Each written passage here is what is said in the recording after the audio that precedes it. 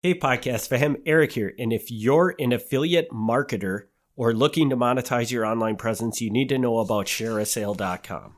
ShareASale is not just an affiliate network. It's your gateway to a world of opportunities. With thousands of high-paying affiliate programs across various niches, ShareASale connects you with top brands ready to collaborate with content creators like you. Imagine earning commissions for simply sharing products you love. Whether you're into fashion, tech, or lifestyle, ShareASale has got a partnership waiting for you. Ready to turn your passion into profits? Head over to MilwaukeeMafia.com/ShareASale and sign up today. It's free, it's easy, and it's your ticket to unlocking a new revenue stream for your business. You're listening to Milwaukee Mafia, your weekly podcast dose of Wisconsin Mafia and true crime history. Hey everybody, welcome back to another episode of the Milwaukee Mafia podcast. I'm Eric Waltikins. I'm Gavin Schmidt. And Gavin, got anything for us today? Or? I do. Thank God. I do have something. Do you remember at the end of the last time I said we were going to talk about the terrible Genna brothers? The terrible Genna brothers. Yep. So remind us about the terrible Genna brothers. Well, there's not really a reminding. We didn't say who they were last time. Oh, we didn't? I thought we went into a little synopsis of them. I'm sorry. No, we're going to cover them. Not super thoroughly here, but a little bit. In the book, the Milwaukee Mafia book, part of what I'm going to say today appears in there. Most of this does not, because this is actually more Chicago than Milwaukee. So most of it's not in the book. I wanted to go into a little more on these guys, and they actually are going to come up a little bit, not a whole lot, but a little bit next week too. So it's nice. So next week when I say, hey, remember the Genna brothers? You can be like, oh yeah, the Genna brothers. So. I do remember this now, and we did talk a little bit about them. The Genna brothers were from the Chicago Mafia, and they came up and they stayed in Milwaukee for a period of time. And that's what this story is going to be about, right? Yeah, sort of. Yes. Okay. I mean, that's not wrong. So, okay. Okay. The Genna brothers were Sicilian brothers who lived in the Taylor Street area of Chicago. Taylor Street was also known as Little Sicily. That was kind of like Chicago's version of the Third Ward in Milwaukee. The brothers were James, Peter, Sam, Tony, Angelo, and Mike. Mike being known as Mike the Devil. Mike the Devil. Mike the Devil. Always a good nickname to have. Peter ran a bar. James ran a cafe, which also served alcohol. Sam ran a pool hall, which was also the headquarters for the gang. All the locations of these places are now roughly where the University of Illinois is, kind of where I-90 meets I-290, if anybody knows where that is. No, well, I mean, I know where it is. I was going to say, for anybody who's not familiar with Chicago, I'm using the highway, so maybe it's a little easier to do that. Do the buildings that they were operating out of still exist, or is it literally just the campus of? I highly doubt that any of these buildings are still standing because we're still back in like the 1920s right now. And yeah, this is before like all the freeways and stuff, so things have just been gutted. Mm-hmm. So I highly doubt anything is still standing. So some of the brothers lived together on West Taylor Street. Living with them was the Spingola family, who will come up in the story. Angelo, who was kind of the head of the Genna brothers, he lived by himself. He lived at the Belmont Hotel, so he was fancy. When they first arrived, they set up a cheese and olive oil distribution company, which was actually a pretty common business to set up because a lot of things, like, now, mozzarella cheese, olive oil, other things like that, like, you can get them anywhere. But back then, you really couldn't. They were like a high-end item. Yeah. Kind of. Well, I don't even know if they were high-end, but if you were like, man, remember back in Sicily when we used to eat mozzarella cheese and have olive oil on our food? Like, that'd be really cool to have. So they could make a big deal out of importing it. Whereas most Americans didn't care, they were eating, So it wasn't so much a high-end item, it was a niche item. Probably, yeah. That really the Italians mostly just want it. And yeah, I mean, like, keep in mind, like pizza, pizza's everywhere right now. Yeah. I mean, people eat pizza once a week. Some people eat it more than once a week. But it didn't really take off till the 1950s outside of... That's kind of crazy to think about. A world without pizza. We learn something new every day. Well, and of course, so once Prohibition comes, they kind of switch gears, of course. They were known as the kings of corn, sugar, alcohol. Apparently, I don't know if this is true, but apparently they got a federal license to make industrial alcohol because you could still make alcohol during Prohibition. There were a number of reasons that you needed to have alcohol for different things. Apparently, they had a license. And of course, what do? You then take that industrial alcohol and turn it into drinkable alcohol, which has, sometimes it works and sometimes it's disgusting. I'm going to guess more often than not it was not good in the flavor department. Probably not. So they would hire a lot of local immigrants, and they'd pay them very high fees to have stills operating out of their apartments. Sometimes they were paid as much as $15 a day, which sounds like nothing now, but that's actually really good then. There was some risk involved, though. Stills were unreliable, and sometimes they exploded. So that's quite a risk. Yes. So no fun if that happened to you. But as long as that didn't happen and you didn't get caught, you made some pretty good money for these guys. Well, Angelo, leader of the group, he sees his name in the Chicago newspapers as early as March 8th, 1921. He's named as a suspect in the death of Paul Labriola. Paul Labriola is a precinct captain, and he sort of works for local alderman John Powers. Now, back in these days, being a Chicago alderman was a big deal. I think I mentioned this previously. Like, they're kind of like mini mayors. I mean, it could get violent. I mean, people would literally fight for these positions. Yeah, this guy who's like the right-hand man to the alderman gets killed, and Angelo Genna is named as a suspect. The murder is seen as politically motivated, of course, and the rival political camp is blamed. The rival camp is run by a man named Anthony DeAndrea, who wants that alderman spot, and the Gennas like him better. So they're like, oh, the Gennas probably killed this guy. To get him into office. A little time goes by. Genna gangsters Samuts Amatuna and Frank Gambino are picked up and indicted for their part in the murder. A little bit later, Angelo himself is actually picked up. Months after he's named in the papers, they finally pick him up. And once he's picked up, the other two guys are set free for lack of proof. While Angelo is waiting to see how things go, the guy they're backing for alderman is shot and killed. Well, that's ironic. Yeah. Retaliation, I'm guessing? Yep, suspected to be in revenge for the previous murder. As with most of the murders, it is never solved. After the fact, Angelo is acquitted on the murder charge for the original guy. Which is what happens in Chicago in this era. Right. They just all get acquitted. If they get caught at all, they get acquitted. Yeah. So this whole thing, it's done. One group is acquitted and the other guy's killed, so there's no longer this battle. It's over. Brother James Genna is arrested for the murder of Nicola Adamo. Adamo had told his wife that if anything should happen to him, James Genna would have a hand in it. He's able to provide an alibi, and he is released. Next, Angelo is picked up again for a murder, this time of Paul Naughty. It is believed that Genna killed Naughty in revenge for yet another guy's murder, which isn't even in this story. Genna is arrested, and at the time, he had $700 on him.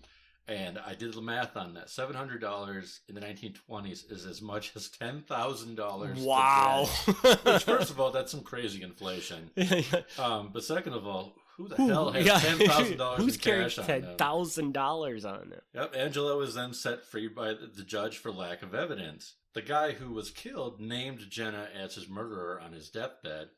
But at autopsy, it was found out that he was on drugs at the time, so he wasn't very reliable. Wow. So they threw that out. Now we get to the Milwaukee part of this story. 15-year-old Genevieve Court of Chicago is found in a Milwaukee boarding house. Brothers Henry and Peter Penna's not to be confused with Genna's, as well as Philip Maltese, had brought her to Milwaukee from Chicago several weeks prior in order to prevent her from testifying against them in an assault case. And assault in this instance is sort of like a euphemism. This is not like they hit her. This is they were using her as a prostitute. I don't know a nice way of saying it. But they had basically kidnapped this 15-year-old girl to use as a prostitute. So then they hit her out in Milwaukee, where they were probably still trying to do that with her. These guys are indicted for bringing her across state lines. Peter Penna is sentenced to 1 year in jail and fined $1,000. causing the mother of the girl to cry out in court, "Not enough!" And she rushed to attack him before being held back by the bailiffs. While the other kidnappers, the other two guys, are awaiting trial, the girl is threatened yet again, this time by Angelo Genna. He advised her not to testify. Now, Genna was influential in all the wrong ways, which, not surprising. He's a powerful gangster. 2 Chicago police officers are told to arrest him for threatening a witness. They both tell their boss and the press they are not going to arrest him because they're afraid of what will happen to them if they try to arrest him. It takes a few tries before they finally get somebody who will actually go and pick him up. But when they do, Jen ends up getting convicted by federal judge James Wilkerson of intimidating a witness, and he's sentenced to 1 year and 1 day in Leavenworth. Judge Wilkerson later gets to become somewhat famous because he's the judge who will sentence Al Capone for tax evasion. Following the court's decision, the local police chief holds a banquet for everybody who was involved in Jenna's conviction, from the police officers to the judge to the attorney, everybody. So they throw a big party. That's how glad they are to get this guy off the streets. We finally got one of these guys. Yeah, we got him. So they have a big party. While in prison, one of the kidnappers, Philip Maltese, is a model prisoner. He actually gets out a little bit early because of his good behavior, but he soon goes back to prison because as soon as he gets out, he kills a guy. Of course. Angelo Genna is actually a terrible prisoner. He's going stir crazy in confinement. It turns out that he apparently was a morphine addict. So when he's locked up, he's going through withdrawal. He starts scratching up the walls. He gives $150 to another prisoner to smuggle in some morphine for him. And again, I didn't do the math this time, but $150 is pretty good. A lot of morphine, probably. Yeah. He gets caught. He gets put in the hole. And while in the hole, he writes a letter to the warden in solitary confinement threatening the warden, which is, not a good idea. He does get some money while in there. A lot of these prisoners, they make a few cents here and there doing odd jobs. And according to his prison record, Genna used most of the money that he made to purchase a regular supply of silk underpants. So, a lot of these other guys, are buying cigarettes or, an extra dessert or something, but he likes his fancy underpants. So, when you find this in prison records, I assume this came from a prison record. Yeah, it came from the Leavenworth prison record. Yeah. Like, what goes through your head when you first discover that? Why is this guy wanting silk underpants? Well, I mean, I think it's funny. But, maybe it's not as funny as I think it is. Maybe prison jumpsuits are just that uncomfortable that, maybe having nice underpants, maybe that helps. I don't know. Yeah.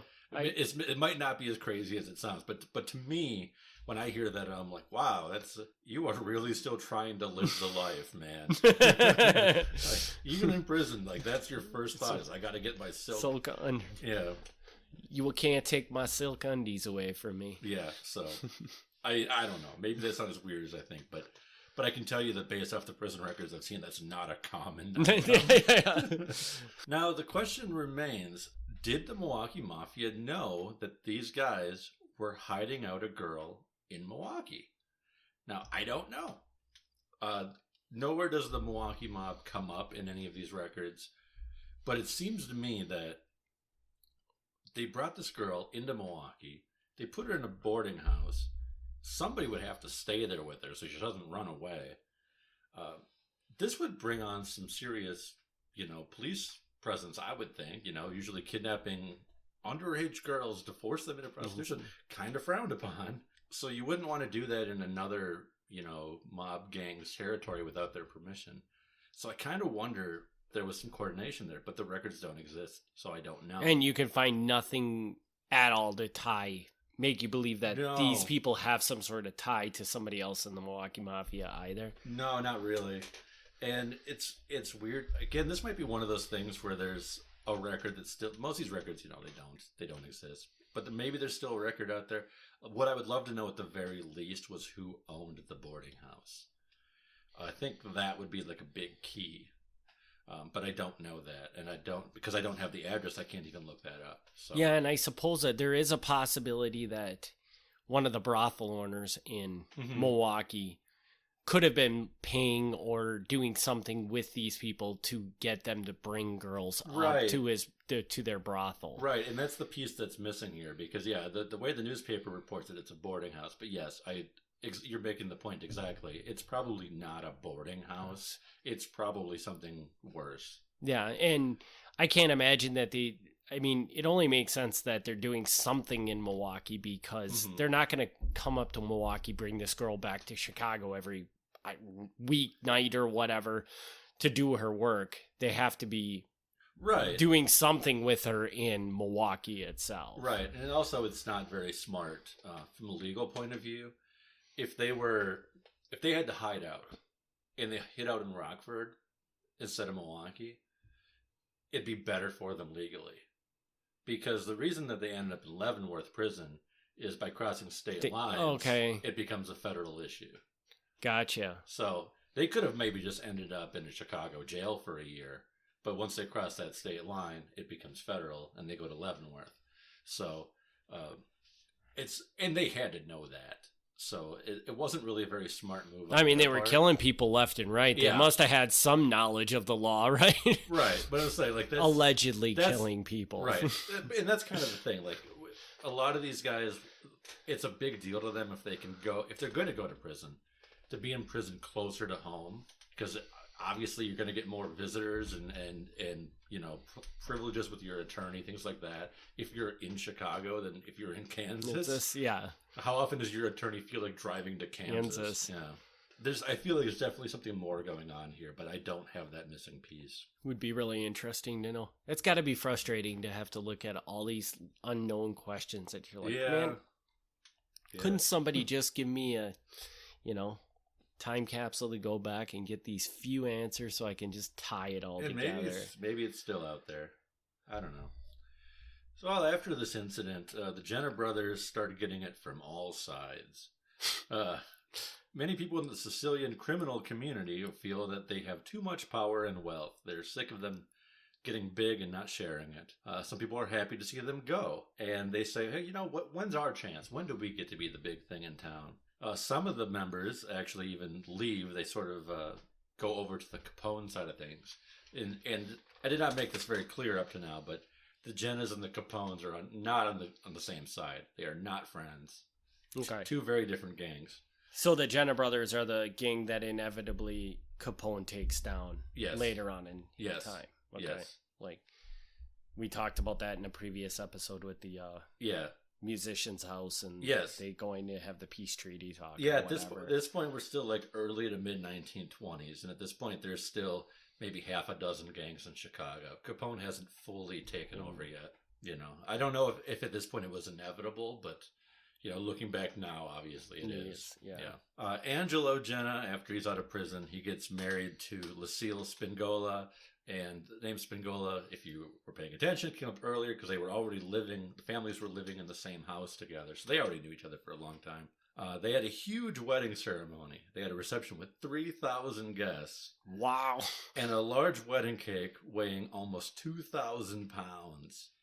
And I think a lot of this stuff is exaggerated, but there is actually a photo of this wedding cake. And this is no joke. This is like a 10-foot tall wedding cake. That's just disgusting. Yeah. Well, it doesn't last long. Not long after they're married, Angelo is out riding in his car when another car gains speed on him.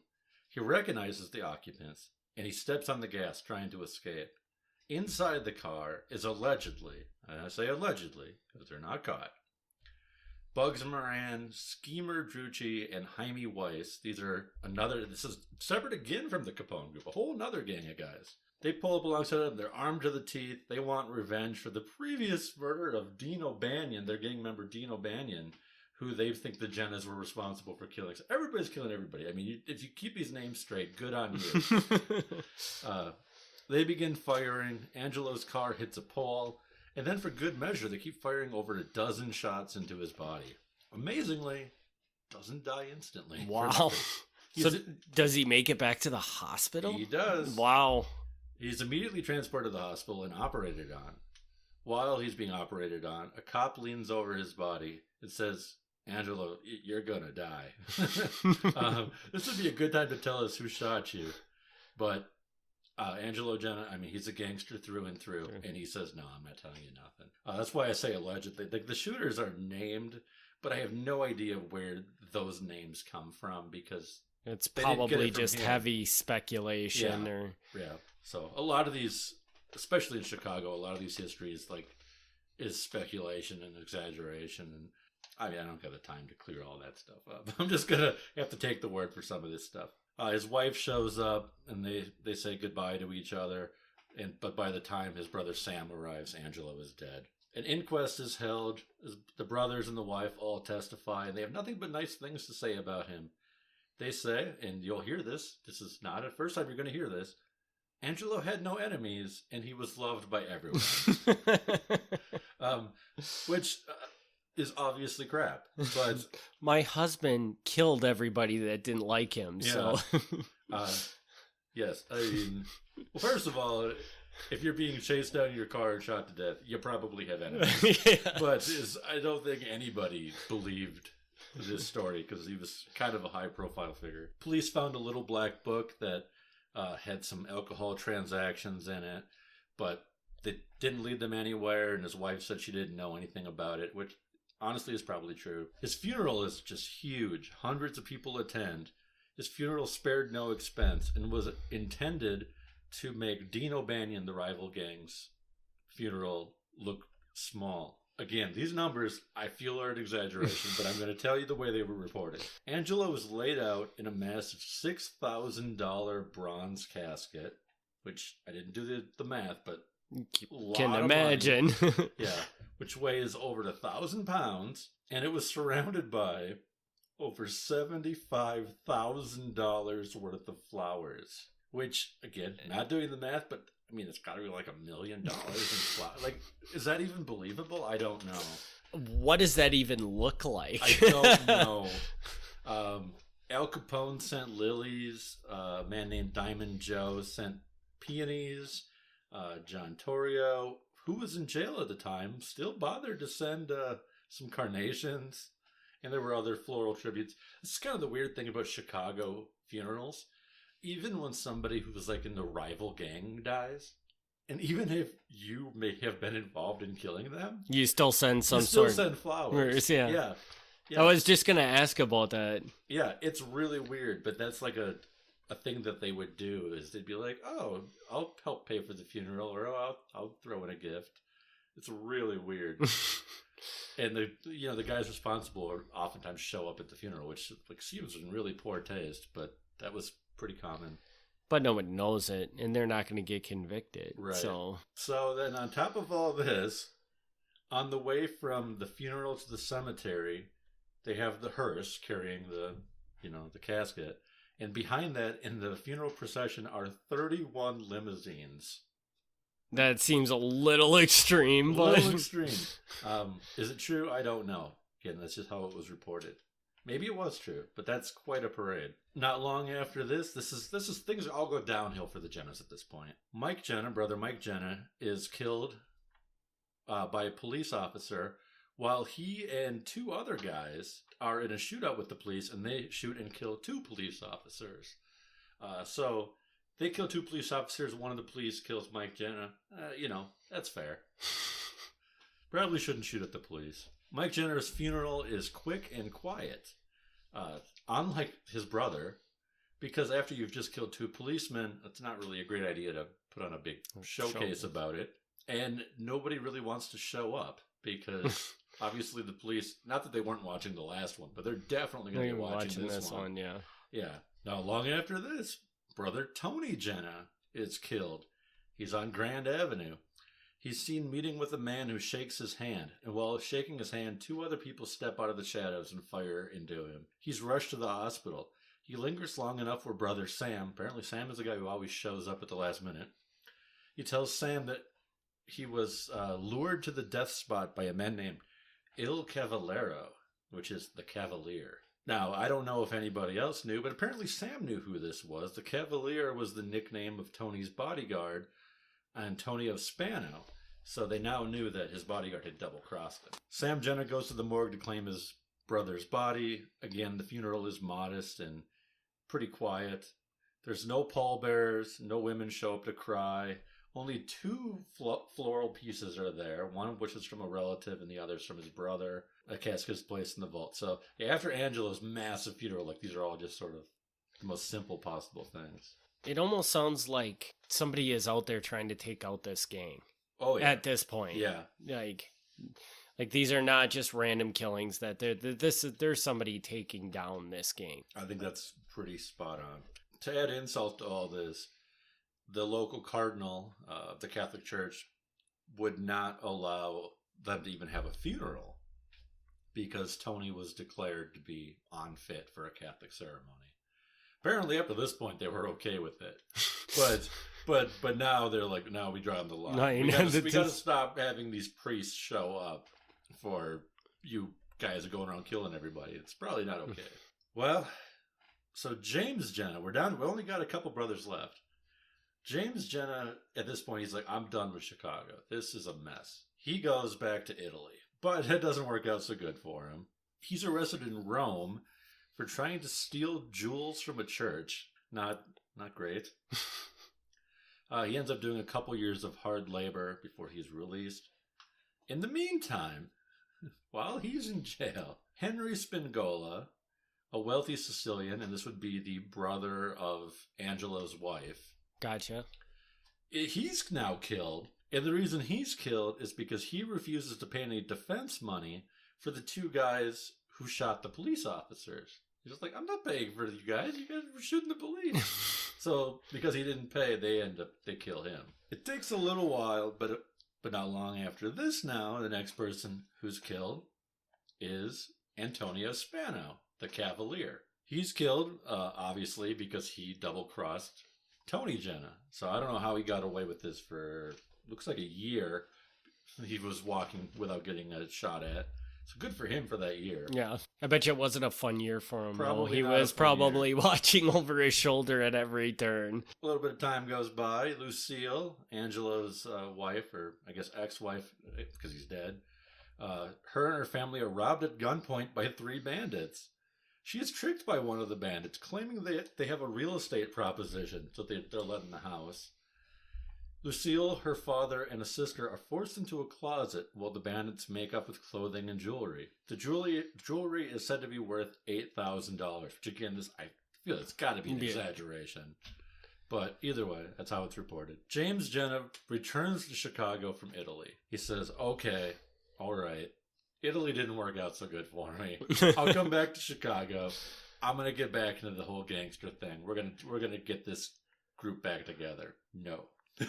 Not gonna happen. He's riding in his car with a couple other guys. Another car pulls up alongside them, shoots some shotgun shells into the, shotgun blast into the car, kills another guy in the car, wounds 2 other guys. James actually survives this, amazingly enough, but he's like, okay, Chicago was a bad idea. Clearly not moving back to Chicago. He ends up leaving town and he moves to Calumet City, which, if you don't know where Calumet City is, it's a little bit south of Chicago, kind of on the Indiana border. Not even a year later, or maybe a year later, James ends up dying anyway of heart disease, so it didn't really matter. So one of them didn't get murdered. A couple of them didn't get murdered. Oh, a couple of them didn't get murdered. Okay. James pulls through. Peter Genna also makes it to age 67. Peter apparently was one of the better ones because you never really hear his name come up in this. And then finally, Sam Genna also makes it to age 67 and dies of a heart attack. So the 2 guys make it to 67, and that in the Genna family is old age. Yeah. So, crazy story. I mean, like, these guys, they rise to the top here. They're like the biggest Sicilian gang in Chicago, which that's saying something.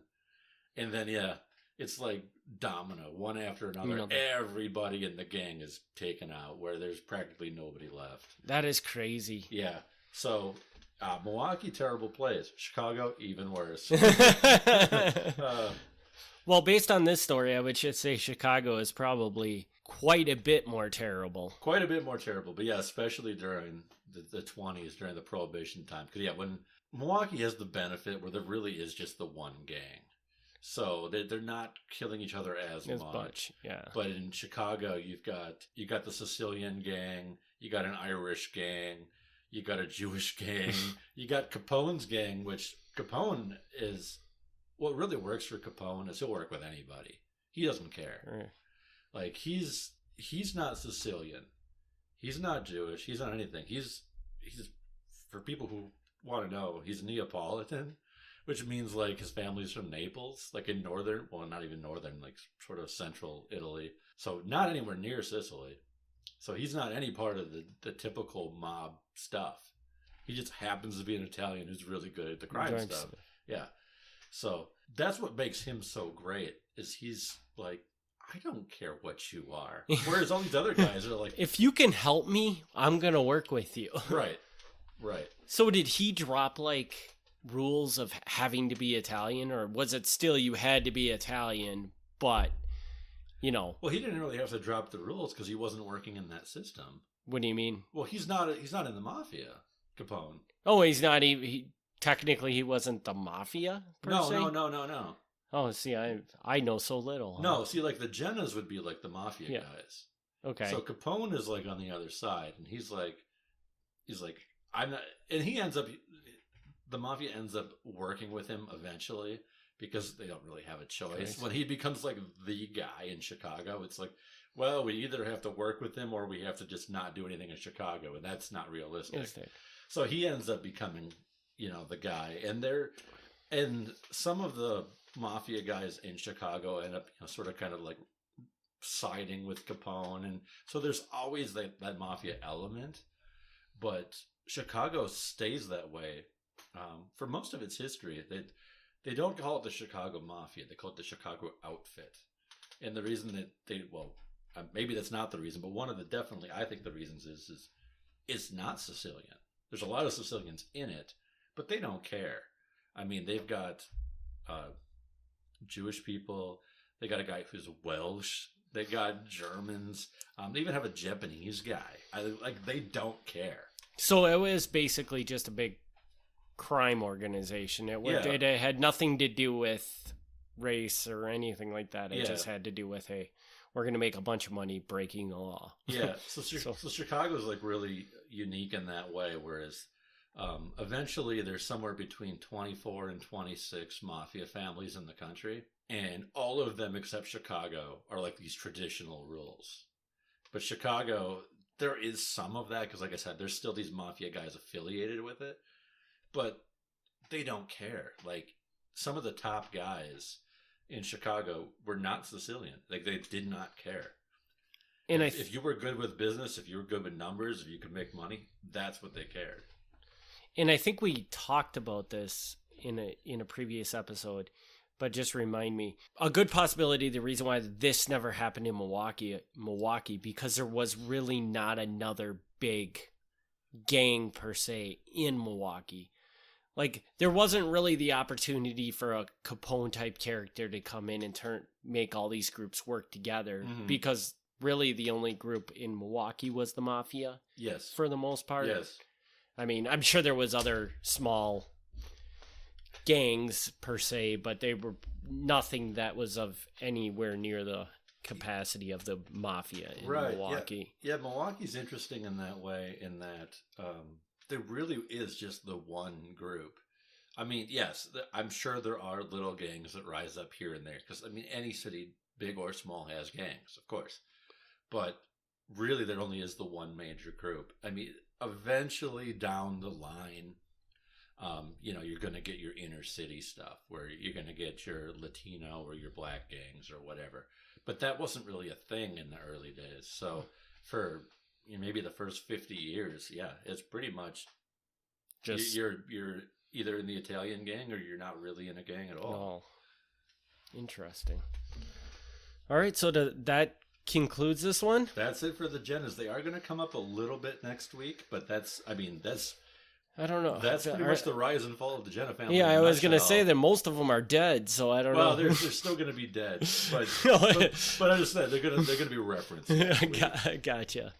All right. Well, then hit them up with some contact info, Gavin. Yeah, the website is MilwaukeeMafia.com. The email is MilwaukeeMafia@gmail.com. And for some reason, people still mostly reach out to me through Facebook. And if you're one of those people, actually the same thing is there. If you went to Facebook.com/Milwaukee Mafia, you would go to my author page. So really, you type in Milwaukee Mafia, you're probably going to find me. I hope you rule that search term on Google. I can't imagine anybody else does. I've really cornered the market on that one. And I think it would be a good time for us to touch briefly on, we are working on a new podcast, which we're going to record the first episode for. Yes. In the next. The podcast is going to be about our local area. Yep. Which is a small community in central Wisconsin. Well, not central Wisconsin. Well, what would you define it as? Northeast Wisconsin. Northeast, okay. Northeast. I'm sorry. I don't even know where I live. So central Wisconsin's like Stevens Point or something. That's pretty close to here. Okay, wow. But so we're going to call it Fox Cities Murder and Mayhem. And it's going to be a bi-weekly podcast, and we're going to take a look at different murders that have happened in this area. Yeah. Maybe some other crimes too. Yeah. Yeah. Murders and other crimes. I'm sorry. Yeah. Murders and mayhem. Mayhem is other crimes. Yeah. We're going to use mayhem loosely, but yes. So once we get closer to dropping the first episode of that, I think we'll drop a little thing in the feed just to let you know that it's out. We'll let where people you can know. But yeah, if you've listened this far into this episode, apparently you don't mind hearing us ramble for a while. So if you want to hear us ramble about another part of Wisconsin, this will be perfect because it's the same thing, just a different area. Yeah. So hopefully you'll check that out when it comes out, and we'll see you next week on another episode. Thanks a lot. All right. Have a good night. Thanks for tuning in to the Milwaukee Mafia podcast.